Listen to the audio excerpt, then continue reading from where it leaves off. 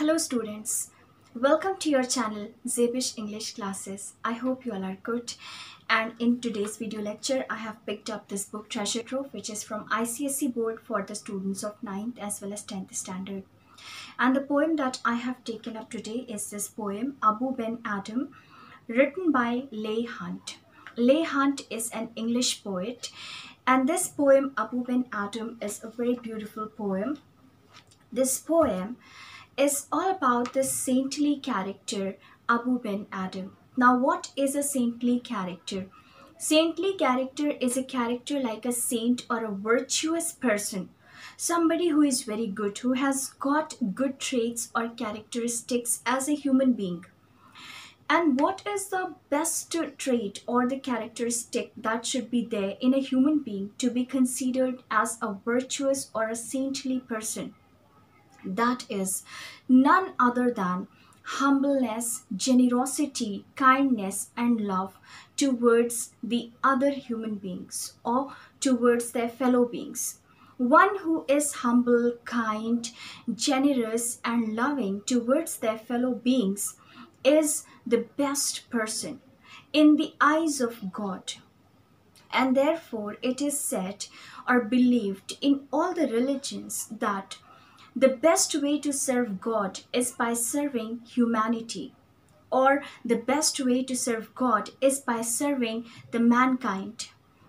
Since God also wants us to love our fellow beings, because all the fellow beings or all the human beings, all the creatures are the creations of God. So this poem is going to be all about this message, which is a core message from this poem, and this message will be given to us through this character Abou Ben Adhem, who is a saintly character in the poem. There are various literary devices in this poem that are very important, and we need to understand them as well. Before going ahead, let me tell you that this poem was first published in 1834, and even in the contemporary world, it is very much relevant in terms of the theme and the message that it carries. And the message, as I told you, is very, very important and relevant even in the contemporary world when we are engaged in conflicts with various fellow beings of ours, only on this ground that we want to prove that our God is better. We are trying to save our God. And in the process of trying to save our God, we are hurting our God only by getting involved into different kinds of conflicts and fights with our fellow beings. And we are not able to understand that this is not the will or the desire of God, but God wants us to remain at peace and friendly towards our fellow beings, like our parents wants, us to be.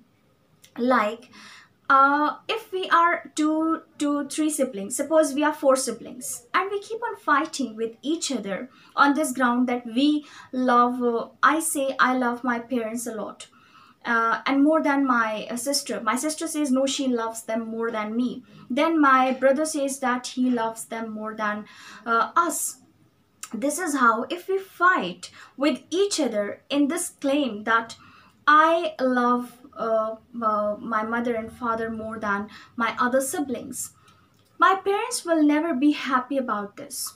Rather, they will feel happy when we live peacefully and happily with each other as siblings, with a lot of kind heart and this helping attitude towards each other. This is rather a greater achievement of parents when they see their children together and happy and helping each other. In the same manner, God also feels happy when he sees all his creatures living together happily and helping each other and showing kindness towards each other. Instead of this, that they are fighting with each other in the name of God only, or in other names, religion or whatever. So this is a greater message than this, that we love God. We love God more when we love our fellow beings. That is more important than loving God. This is something which has been conveyed through this poem as a message to the world, and it's a very beautiful and a very important message. If understood, then this word can actually have a different perspective altogether, and this world can become a better place to live. So let us start the poem now. Abou Ben Adhem, may his tribe increase, awoke one night from a deep dream of peace, and saw within the moonlight in his room, making it rich and like a lily in bloom. Okay, so see, let me tell you that here, first of all, as I told you that there are various figures of speech. So from the first line itself, the figures of speech have started. In the very first line, the figure of speech that has been used is enchantment. Now, what is enchantment first of all? Enchantment is a figure of speech when it happens that a statement begins, but it does not come to an end in the same line, but is followed in the next lines ahead, and that statement is completed in the following lines and not in the beginning line or the first line itself. That is called enchantment. Like here, when we see Abou Ben Adhem, may his tribe increase, this is not the end of the statement. The line has been broken here. You can say the statement has been broken here and is being carried on in the following lines to complete itself. For example, Abou Ben Adhem, may his tribe increase. Then the line has been broken, but the statement is going on in the following lines, and then it gets completed. Awoke one night from a deep dream of peace and saw within the moonlight in his room, making it rich and like a lily in bloom.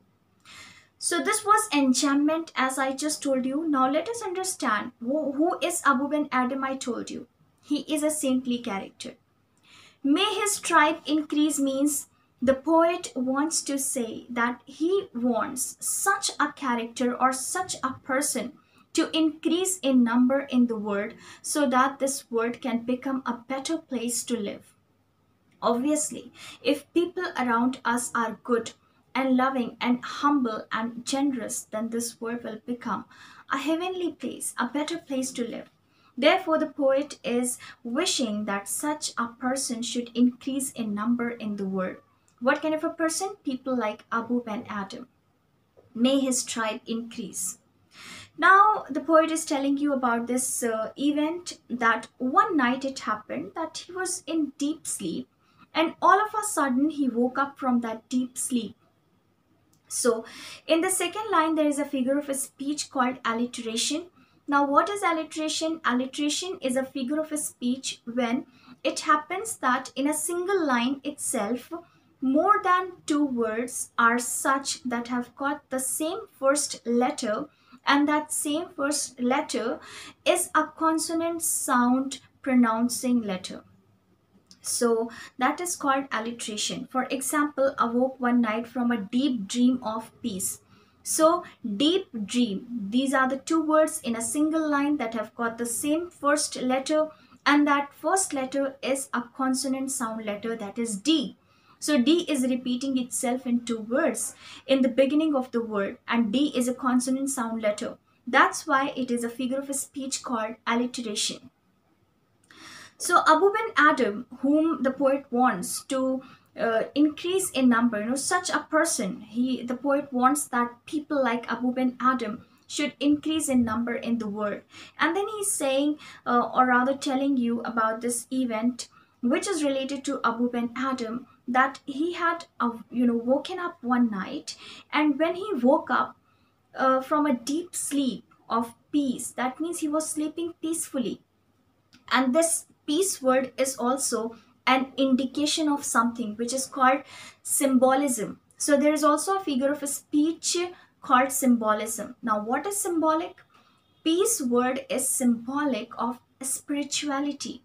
That means this person, Abou Ben Adhem, was such a saintly character that he had a lot of peace in his mind, in his heart, and he could sleep peacefully due to that spiritual feeling that he had in his heart. So he was sleeping deeply and peacefully, but then he just woke up all of a sudden. And when he woke up, he saw something, some figure in his room, within the moonlight in his room. That means since it was a night time, there was no other source of light, but there was a reflection of moon in the room. That means there was a moonlight in the room. And in the following line, this moonlight has been compared to lily in bloom.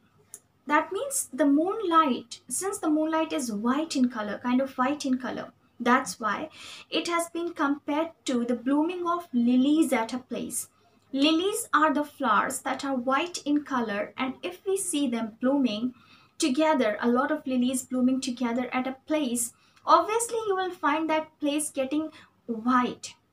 It will give you the reflection of white color. So here we see that since there was a moonlight in his room, that moonlight has been compared to the blooming of lilies at a place. As the lilies also give the reflection of white color, and this moonlight was also giving the reflection of white light in the room. So here also there is a figure of speech, and that figure of speech is simile, because simile is a comparison made by using words like or as. Here like word has been used to compare the moonlight with the lilies blooming together at a place, and therefore this figure of speech is called simile. And then there are two other figures of speech that I would like to tell you about, that are assonance and consonants. Now, what is assonance and what is consonance? Assonance, since A is there in this word, it is beginning with A, you can correlate it with vowel. Assonance is related to vowel. Now, how is it related to vowel? So that you don't get confused between assonance and consonants, and you can easily remember the difference between the two. I'm telling you that this is how you can correlate. Assonance is a figure of a speech when it happens that in one single line you find more than a word that have got the same vowels, or the vowels repeating in different words in a single line but in the mid of the word. For example, here we see making it rich and like a lily in bloom. I is a vowel, and you see I repeating itself in a single line in different words.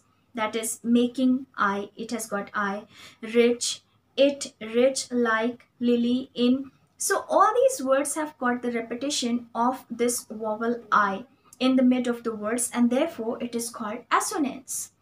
Then we see then let me also tell you about consonants. In case of consonants, it is just the contrary to assonance. When there is a repetition of consonant letters or consonant sound letters in the mid of the words, or you can say in the words in a single line, that repetition of consonant letters or consonant sound letters in different words in a single line is called consonants. That figure of speech is called consonants. So in case of consonants, consonant sound letter has to be repeated in different words in a single line. And in case of assonance, repetition of a vowel should take place in different words in a single line. Now let's go ahead. So making it rich and like a lily in bloom. In this line, there are two figures of speech, that is assonance and alliteration. Alliteration is all about the beginning of the consonant sound letter in the beginning of the word, the first letter of the word. Right? Okay, that is alliteration, but I'm sorry. In this line, there is not alliteration. I'm really sorry. I just want to tell you that making it rich and like a lily in bloom, in this line there are two figures of speech, but that is not assonance and alliteration. One of the figures of speech is simile, as I told you. Like word has been used to make a comparison between lilies blooming together and the moonlight. And another figure of speech that has been used in this line is assonance, as there is a repetition of vowel sound letter in different words in the single line, and that vowel letter is none other than I, repeating itself in almost all the words in the line. And therefore, that figure of speech is assonance in this line. So assonance and simile are the figures of speech in this line. This can become an important question in your reference to context type of questions. An angel writing in a book of gold. So let me tell you that when Abou Ben Adhem, who was sleeping, who was in a deep sleep, when he woke up, all of a sudden, then there should be some source of light to see something. And therefore, it has been mentioned that there was a moonlight in his room, and in that moonlight itself, Abou Ben Adhem could see something in his room, a kind of a figure, and that figure was indulged in writing something. And since that figure was quite enlightened, was radiating a lot, and that radiation was symbolic of that figure being an angel.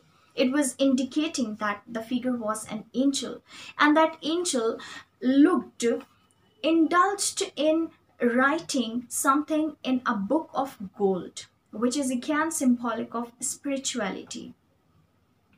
Exceeding peace had made Ben Adhem bold. Now, see, if it happens with you, just correlate. You'll surely get scared or kind of worried about what is happening around you. But since Abou Ben Adhem was such a saintly and a spiritual character, that he had a lot of peace in his heart, and that peace was so relaxing and comforting that it did not scare him at all. And there was exceeding peace, due to which Abou Ben Adhem was kind of courageous or bold or confident about anything happening around him. And to the presence, here presence is referring to the angel who was present in his room. So he said to that angel, "What writest thou?" Means, what do you write? What are you writing? The vision raised its head. The vision again has been referred to the angel, because angel was present in that room, and it was a radiating figure, and therefore it was considered as an angel. So that vision or that angel raised its head, and with a look made of all sweet accord, and with a kind proper gesture, or you can say countenance. I told you this word countenance. Countenance means expression on face.